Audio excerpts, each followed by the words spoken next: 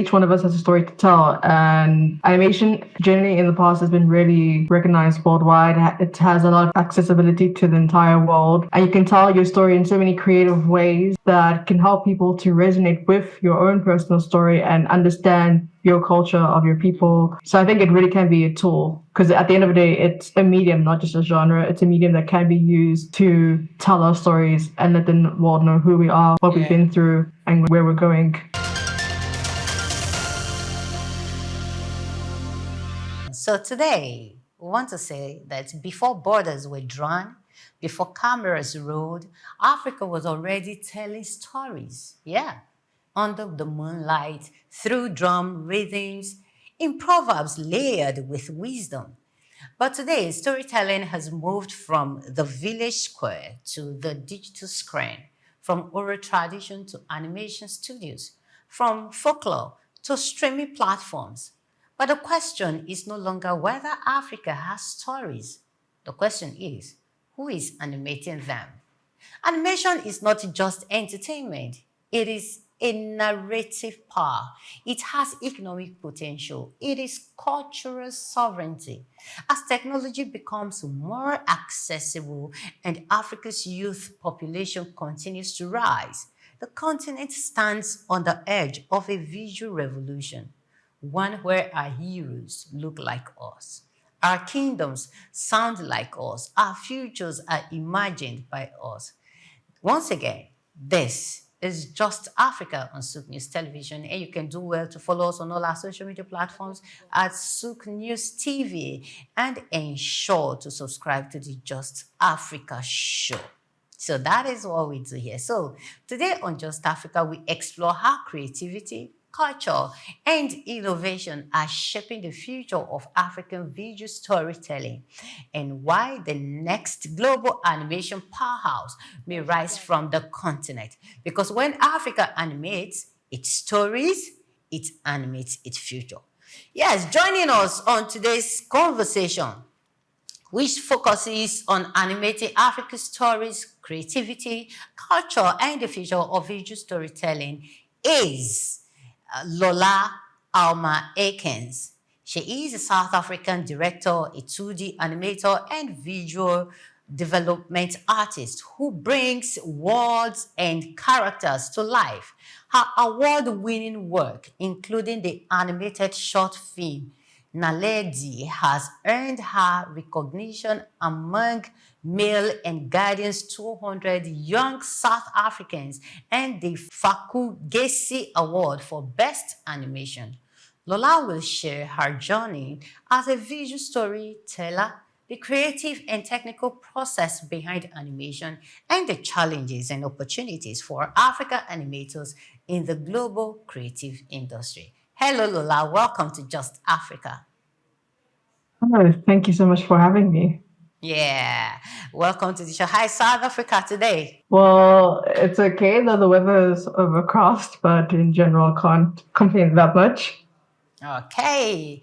All right. So let's go straight to our conversation. How can animation capture and preserve African stories and traditions? So I think animation can really be a force to be reckoned with in capturing our stories and bring forth our stories to the world, because we have so much culture, so much history, so many stories. There are about 1.3 billion African people living on the continent, and each one of us has a story to tell. And animation generally in the past has been really recognized worldwide. It has a lot of accessibility to the entire world, and you can tell your story in so many creative ways that can help people to resonate with your own personal story and understand your culture of your people, your language, your history. So I think it really can be a tool, because at the end of the day, it's a medium, not just a genre. It's a medium that can be used to tell our stories and let the world know who we are,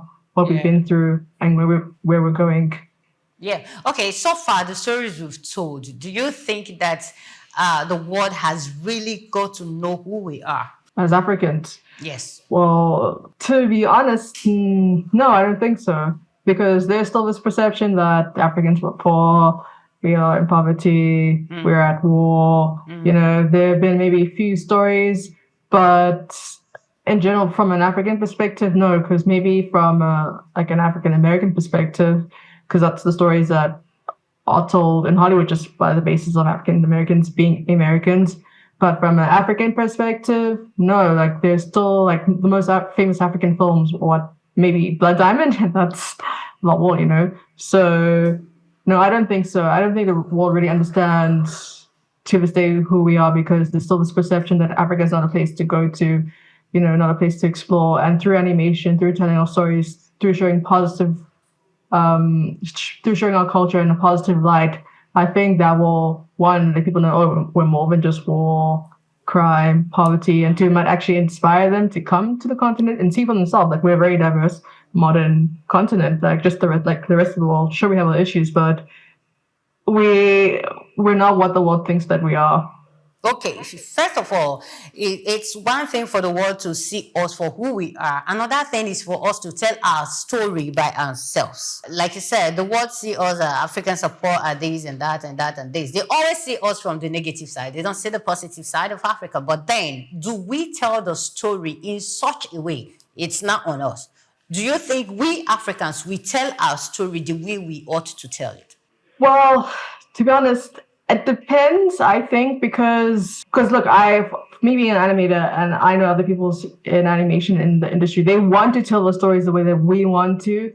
I guess it's a case really about funding. Maybe the stories that people want to fund are stories of like negative views, because you can make your films independently, though it's harder. But I do feel like, no, maybe not just from a film point of view, but I think from maybe like books, even, because that's storytelling, right? From writing, because I think that's a little bit more achievable in terms of how you distribute your work, is that I think we do tell our stories the way that we want to. It's just we don't get the visibility that we need on a global scale, and we have to find a way within our own continent, like within ourselves, to find a way to really like highlight that to the entire world, because I believe that we tell our stories in a positive light, and that we want to, because there are many people that don't have projects and they want to tell these stories in a positive light, but they're really struggling to be able to just put it out there, So I think the people that are greenlighting projects, I think that's what they believe, like the negative stories was what might capture the world, but it's going to take some time to be able to get our projects out there to show the positive light. People need to see that, hey, there's money to be made when we show Africa in a positive light. I actually have a question on that, which I'm going to ask, why we should keep telling negative stories about ourselves, because we need funding. But before then, what makes African narratives unique in the global animation landscape? Well, for one, our specifically animation, we're relatively new to animation. Like throughout the entire continent, maybe in the last 10 years, there's been a boom. And even then, we're at the beginning of this boom. We have not reached our peak, So yeah, like let me use the example of AI. So AI is trained on images from like movies and films, but currently, none of that exists, or hardly any in an African context. Like AI can't take from African stories or African images because they literally don't exist yet. So we are unique in the sense that there's this whole new perspective that the world doesn't even know about, like is hardly aware about. So I think that's our unique point, where one, we're 1.3 billion people, and two, that we literally, like, there's a lot of stories that literally haven't been untapped into, a whole different 1.3 billion different perspectives. So I think that's our unique point, where there's a lot more originality to be found within African stories by the fact that just the stories have not been told. Yeah. Okay. What aspect of the African story do you think that we haven't touched at all? Whether in the regular storytelling, whether in animation, what's that part that we are shying away from? So I think that part might be our daily lives as it is, or our lives right now, because when people think about it, or Africa, they think about maybe colonial times, or even, like slavery, and in South Africa, like apartheid. But just to see our regular day-to-day lives, like when people, like other projects that I've seen online, African projects, animated projects, people will comment on them like, oh, like this shows Africa as it is right now, like today. Like they don't want to see, not that they don't want to see, but seeing some high fantasy or Afrofuturistic version of Africa, as cool as it is, it's still not really that grounded as where we are right now. So I think that's what we need to focus on. Or we can focus on like the fantasy and the sci-fi, but I think we should also tap into our day-to-day lives, how we actually live right now, not some version that we want to claim in the future, or not some version of Africa that we want to claim from the past, what it is right now. Now, if we tell the story of how we live our daily lives or we do things right now, just as you said earlier on, do you think funding will come? Because I not noticed from what you said, animators and storytellers also think about the funding, the finance aspect of storytelling. So do you think our storytellers will get financed if they focus on our daily life? Yeah, for sure. Like maybe not like exact day to day, but like how the world generally is right now. Because you have many films that win Oscars and they're set in the current times, right?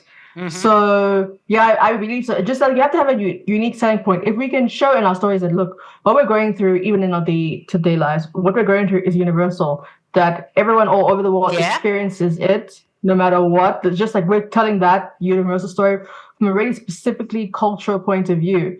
So people can see that, oh, like this is what I go through in my day-to-day life as well, but I'm maybe in Asia or South America, but the culture like point of view is really specific. I think that's what will intrigue people to actually fund us, So how do you balance cultural authenticity with universal appeal?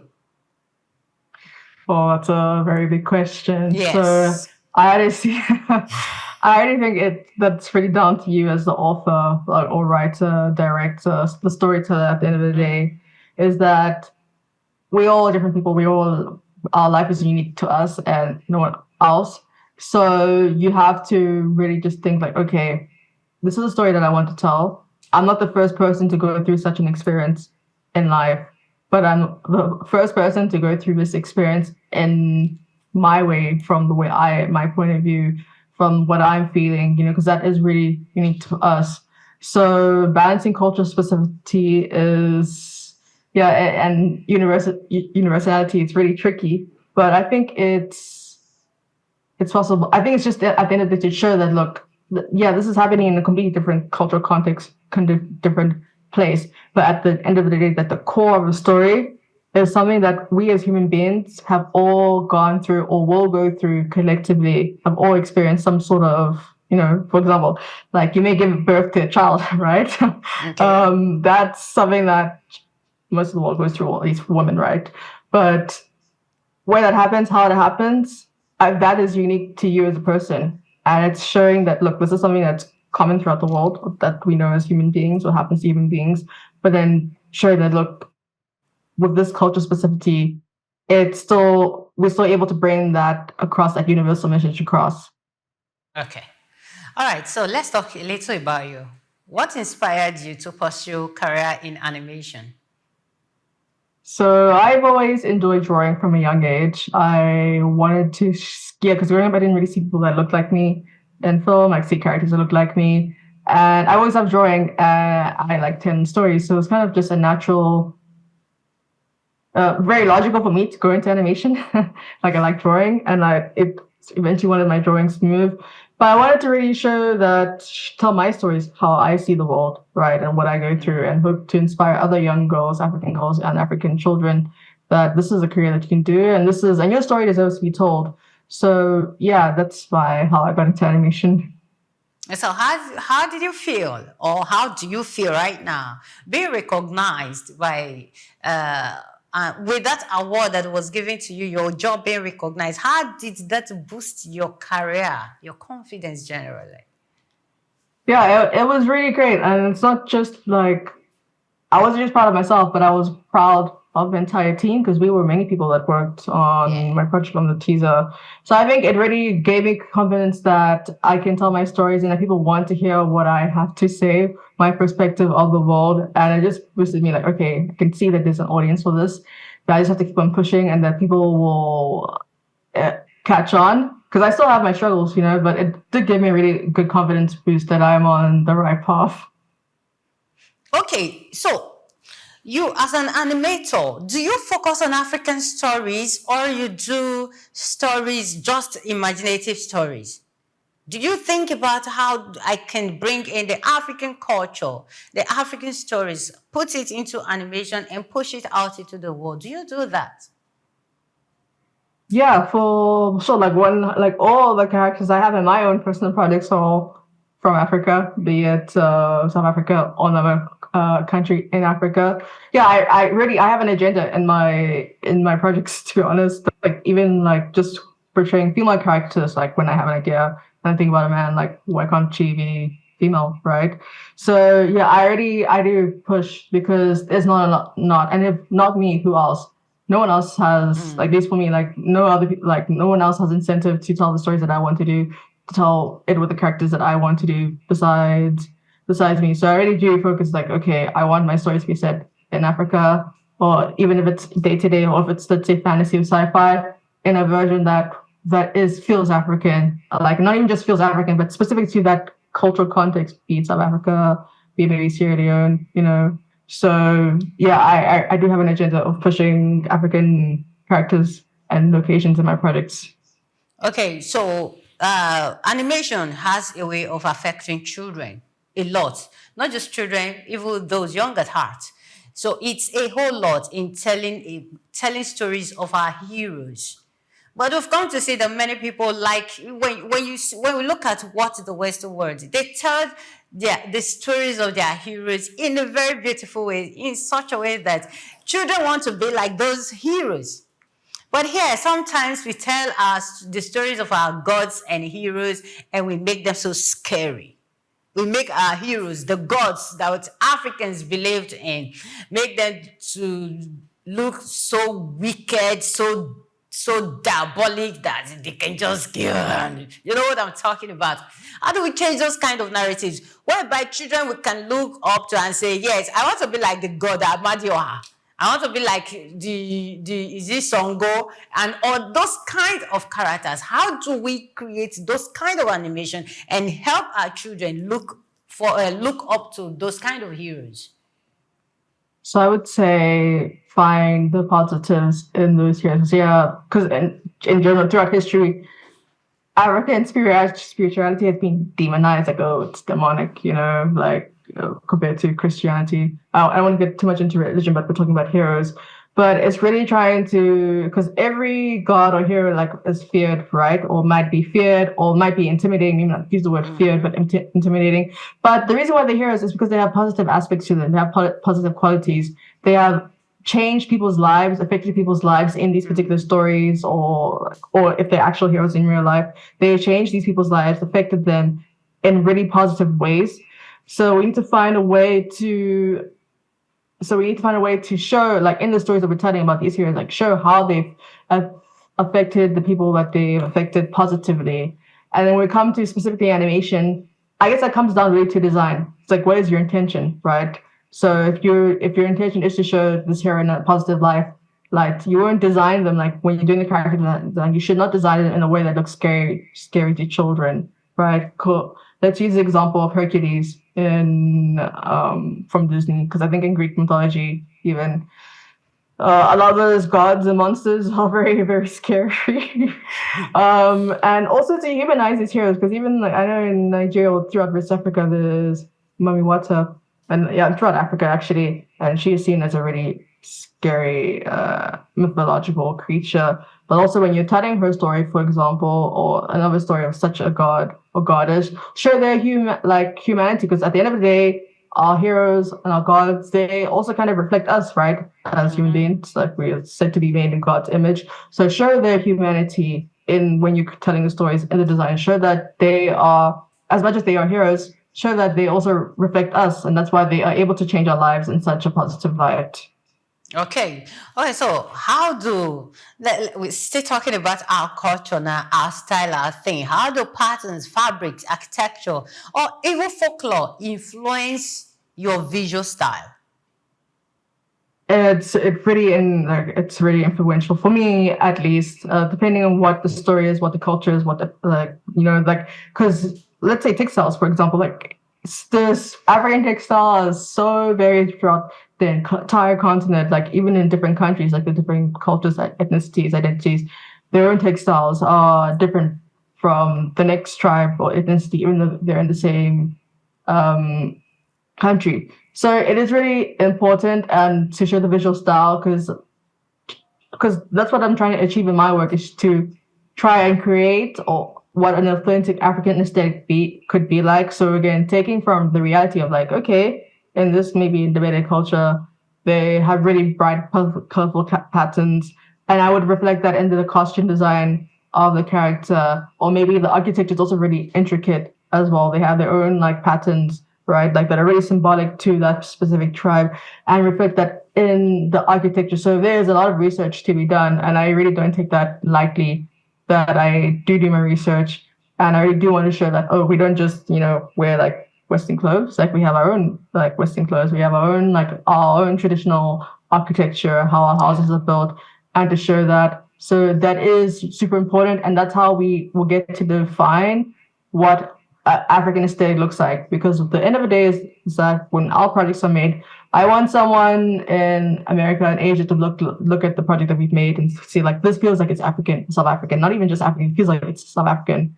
Like when I look at a Disney film with black characters, I can say like, oh, okay, this film is definitely American, just by the way of how the characters are designed, because America, they've had 100 years of refining this specific style, that very Disney style, and the same with Japanese anime. They've had at least 50 years on refining how their style looks like. So it's not a case like, oh, I don't want to see, like when I see a black character, I don't want to see, oh, this was probably animated or created by a Japanese person, even though this character is black or African. I want people to, when they look at our work, to be able to see like, oh, this feels African. They may not know what it is, right? It'll be subconscious, but they'll feel it that this is truly authentically African. Okay. You talked about carrying out research before doing some of your visuals. So the question is, when you are about creating a particular character or telling in a particular story, do you encounter any challenge at all? Or because you just have a team, it becomes so easy, stress-free and all that? It's not easy or stress-free at all. It's like when you're creating characters and when you're creating stories in general, honestly it's anything but easy, because especially when it comes to story, at least for me, I ask myself a lot of questions. Like I will write something or think something, then I ask questions. You have to, what is the logic? Why is it like this? Like does this make sense? It's not easy at all in terms of characters as well. Like what are their motivations? What are their goals? That is something that you have to figure out, and it's not something that's immediate. Like when it comes to storytelling, like we are in development for a long time. That's why animated projects take forever to come out. Like you'll spend more time developing the character, developing the stories than you would in production, like maybe 5 years or more. Then production's only 2 years, right? You will spend the majority of the time developing, because it's not easy at all. You have to really do a lot of research, and not just research in terms of reading, but research in terms of creating images, right? Reiteration after reiteration, like trying to get to a point where this feels like it fits the story at the end of the day. Because at the end of the day, you also have to serve the story as much as you have your own agenda of why you're telling a story. But at the end of the day, things evolve, right? Like especially in animation, like it definitely evolves. At the end of the day, you have to serve the agenda of the story more than your own agenda, but still try and keep why you started to make the story in the first place. Yeah.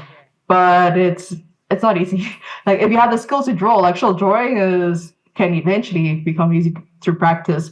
But when it's coming to designing and crafting a world, crafting characters, that is really a puzzle. It really is a puzzle. You have all these pieces, you have an idea here, but now you have to figure out how to make the puzzle work, how to complete it, and that is challenging, to be honest.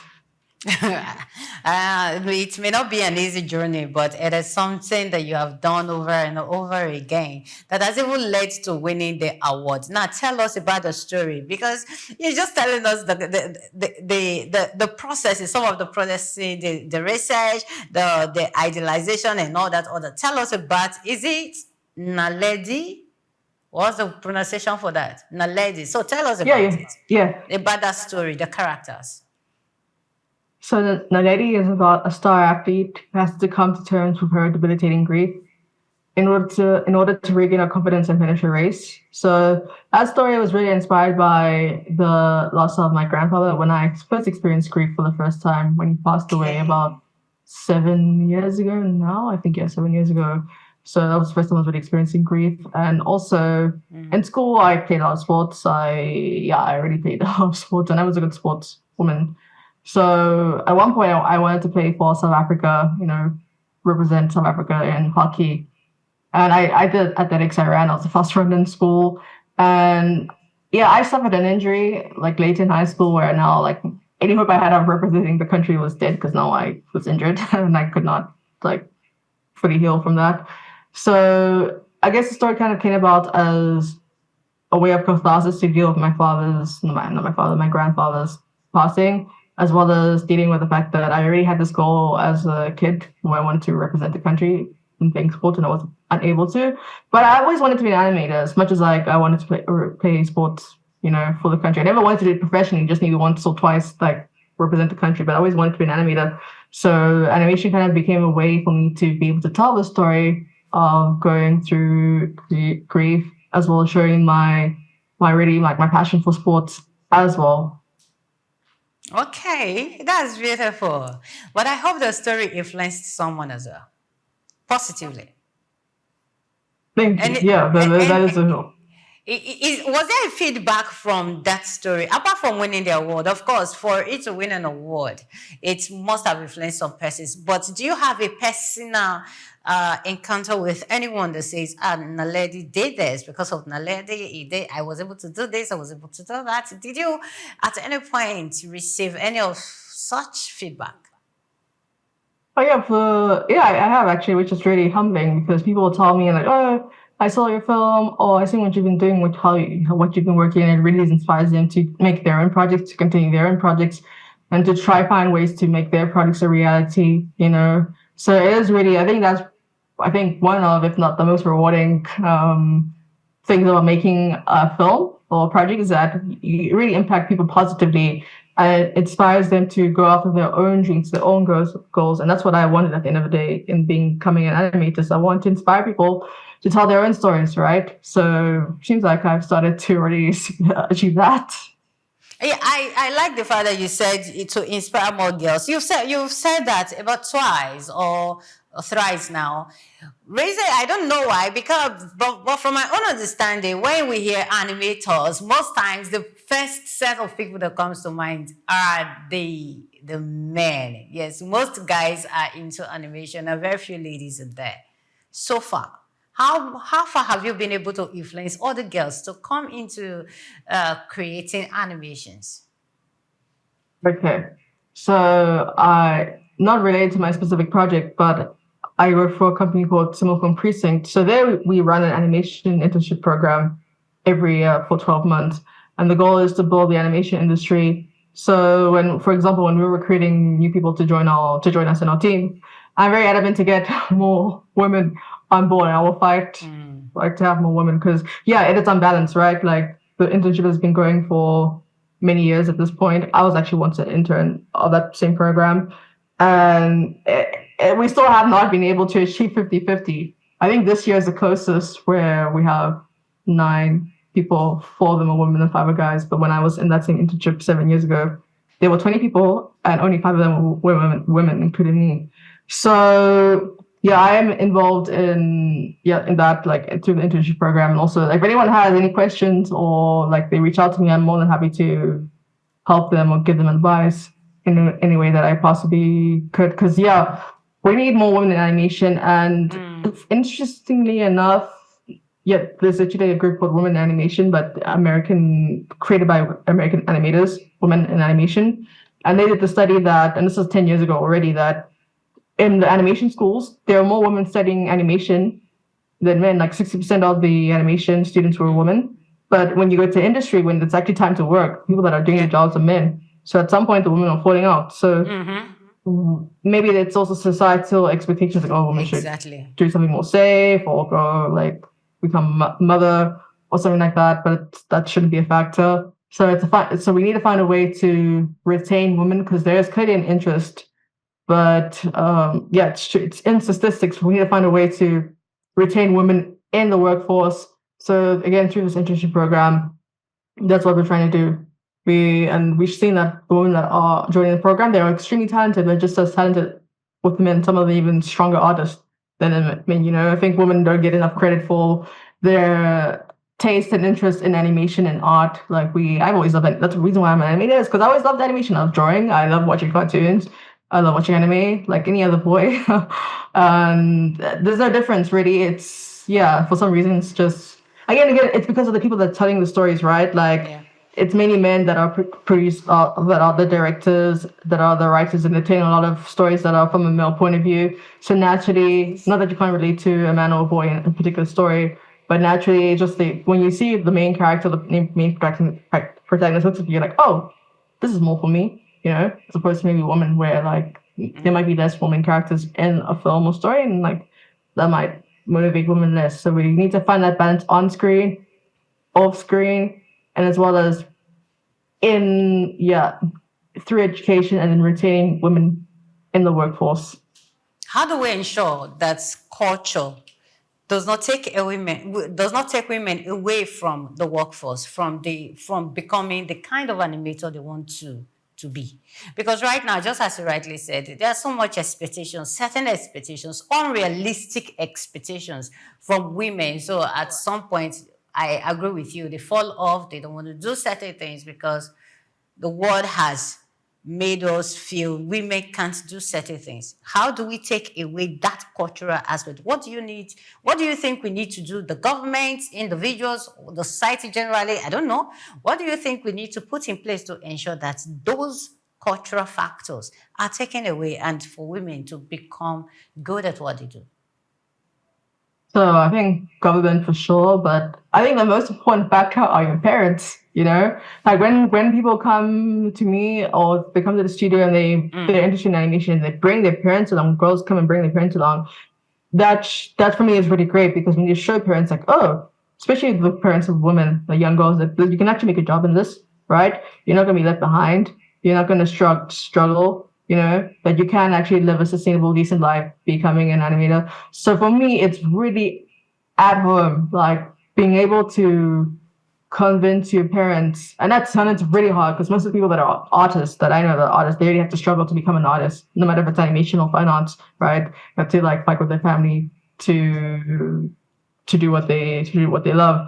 So I think getting involved from really early age, when a parent sees their child, especially their girl child, that's interested in drawing, don't discourage her, in fact, encourage her, maybe even take her for art lessons, because it really is cultural. And I think that starts at home more so than the government, right? So the government can also implement scholarships where, at least in South Africa, we are a bit lucky, where when it comes to funding, they have a mandate, to readdress the injustices of the past, meaning apartheid, and specifically how women are. So they have a mandate okay, maybe 50% of projects to be funded are women, or directed or produced by women. So government can come in and put programs where we focus on girls in animation. There are some festivals. I think even in Nigeria, there's a festival, Afro Women in Animation Festival, that's happening in Nigeria. It's going to happen next month. So go to those festivals, and parents should go to those festivals with their children. And also government should also fund those festivals, right? Fund those initiatives, those programs, right? Or maybe not just the government, but also other cultural institutions, art institutions, help fund those or give mentoring where they can, right? Because it's a collective thing. But I think for me, the most important thing is that it starts at home. My next question now is, be an animator and looking at the people around you, looking at the way it is going generally on the global stage, do you believe animation can reshape how the world perceives Africa? Yeah, 100% absolutely. So like I said previously, there's currently this negative view of Africa, and animation is super popular, right? I think 9 of the top 10 movies that I watched online, through Disney and Netflix, in any given year in the last couple of years since the pandemic, are animated films. So that shows you how there's much of a tap appetite for animation across the world. So we need to find African stories that will dominate on a global level, like Squid Game from Netflix, right? So 100%, when the right story eventually, because it will come, like it's on its way if it's not already being written. But once that story releases, it's going to open this huge floodgate of other stories that are going to be blockbusters, and that will reshape the narrative of what Africa is like. Hello? Hello, can you hear me? Okay, yes, I can hear you now. Okay, so another thing, do you think some of these streaming platforms, do you think they would accept our kind of stories, our kind of African stories generally? Do you think they will be ready to accept it wholeheartedly, irrespective of how we tell the story? To be honest, I don't know, because all these streaming platforms have their own agenda, right? So, because there are stories, right? Like there's Mama K on Netflix or Super Team 4, I think it is. And that's an African story. It's the first African animated series that Netflix commissioned. And that came out maybe 2 years ago, but it hasn't gotten a season 2. And then on Disney Plus, there was Kizazi Moto. There's Kizazi Moto. That's an anthology of African films, short films by different creators from the continent. And that also came out maybe 3 years ago. Yeah, I think this year's 3 years ago. So all platforms have their own agenda, but depending on what their audience is, like Disney's very specific with their audience, and then Netflix, they might have a different criteria for the audience. So to be honest, I don't know, because I don't have experience in that, but my best way is to try to tell your story regardless. They can tell it on your own terms. Try to get the funding. As hard as it is, it's very hard. Try to get the funding your way. Try to find people that don't want to repress your voice about something looks maybe or how you tell a story. So yeah, because at the end of the day, these are big corporations and they have one bottom line, which is to make money. And for us, we need to find a way to still make money, because that's important, right? Okay.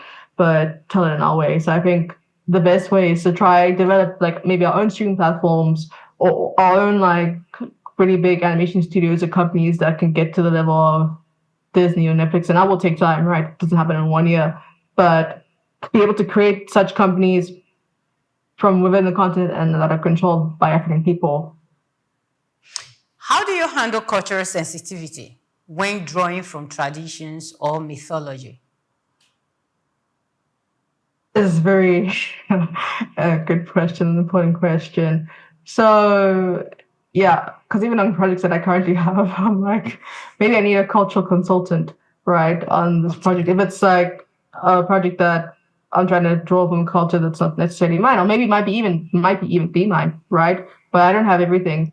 I don't have all the answers. So you have to speak to people one for one. Maybe like not, you don't necessarily need a consultant, but just speak to people. Like speak to people from. Okay, that's a form of consultancy. But maybe you might have, if your story might be set in the Oyo Empire, for example, then maybe you speak to Yoruba people from that specific region where the Oyo Empire was. So yeah, you have to be very careful, and you really have to test before you go into production. So ask people that are from that specific culture. If you can, get a consultant, but maybe finding people and asking them what they think this is historically accurate, or not even historically accurate, but is this actually happening in your tradition, your culture? How does this happen? Is this very accurate? So yeah, you do have to ask people from that culture. You definitely have to do that, so you're sensitive, so you don't offend people, because it is important. You need to represent cultures as faithfully as you can. Even if you're drawing from mythology and you're creating like fantasy, right? Like you have a little bit more leeway, but you still have to do your research, where you're not just completely making a new example mythology. Like if you're drawing from Yoruba mythology, then you want to like deviate, but not to a point where it would even be unrecognizable to Yoruba people, for example. Yeah. Okay. There's this part people don't mostly talk about, but I'm still going to talk about it. The business side of it, the money side of it. How lucrative is it? Animation, how lucrative would you say it is? Can we say it is the next oil well in Africa's storytelling and animation? Is it the next oil well? It is. I think the statistic is that the African animation industry is worth between 300 to $600 billion. Don't quote me if I'm wrong, but it's like a couple $100 billion. That's what it's worth, and it's projected to grow by maybe 30% over the next couple of years. Currently, Africa, I think, again, has about maybe 1% share in the animation market globally. So we are only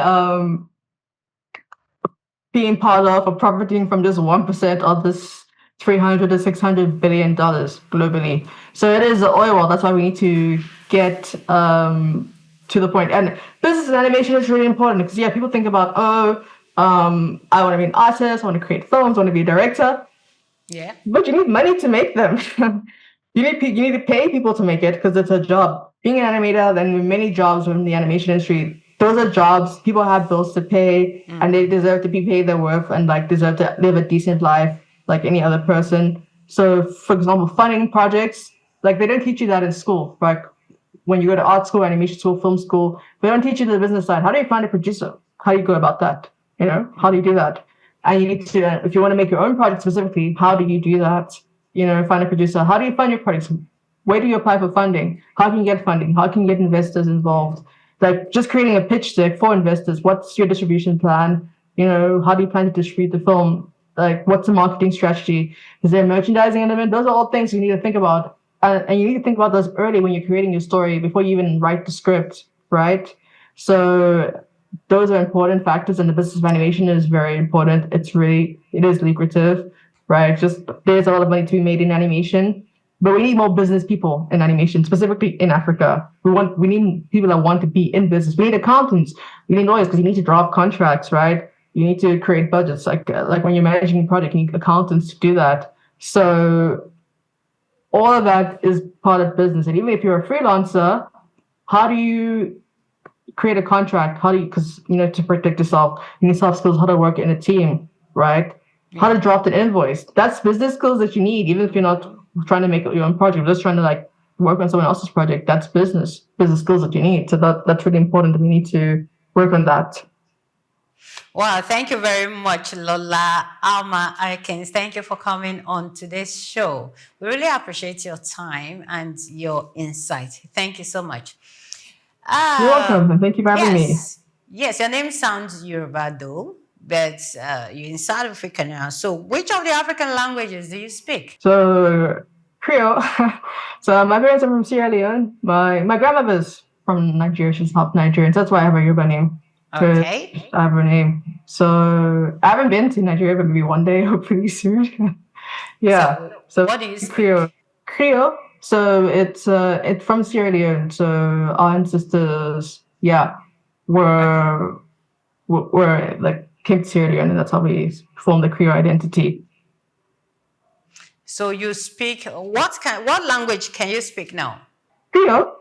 Okay. All right. Having said that, you're going to greet everyone. You're going to tell people to keep watching Just Africa. You're going to say hi to your fans, to your colleagues, to your team. And you're going to tell them to keep watching Just Africa and subscribe to Just Africa on our YouTube channel. Over to you in your dialect.